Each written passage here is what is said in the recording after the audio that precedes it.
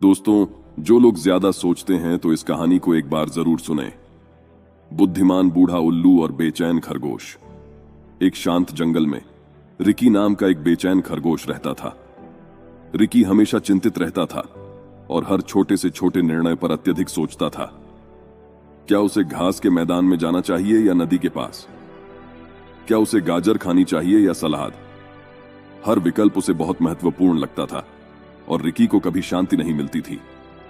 एक दिन घबराते हुए कूदते कूदते रिकी की मुलाकात एक बुद्धिमान बूढ़े उल्लू से हुई जिसका नाम ओलिवर था। ओलिवर अपनी बुद्धिमानी और शांत स्वभाव के लिए जाना जाता था।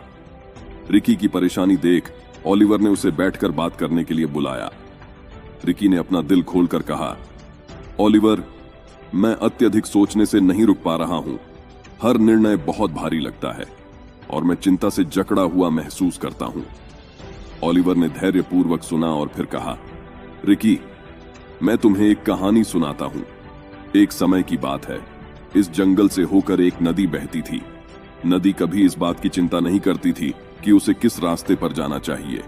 वह बस बहती जाती थी, यह भरोसा करते हुए कि वह चट्टानों और घाटियों के चारों ओर अपना रास्ता ढूंढ लेगी। वह अपनी यात्रा के बारे में अत्यधिक नहीं सोचती थी। वह बस आगे बढ़ती रहती थी, जो भी आए उसे अपनाते हुए। रिकी को यह सुनकर कुछ समझ नहीं आया, इसलिए ओलिवर ने आगे कहा, नदी हमें सिखाती है कि जीवन आगे बढ़ने के बारे में है, बिना अवरोधों की चिंता किए। जब तुम अत्यधिक सोचते हो तो तुम अपने मन में अवरोध पैदा करते हो जो वास्तव में वहां नहीं होते। इसके बजाय अपने आप पर और अपनी प्रवृत्तियों पर भरोसा करो और अपने आप को नदी की तरह बहने दो।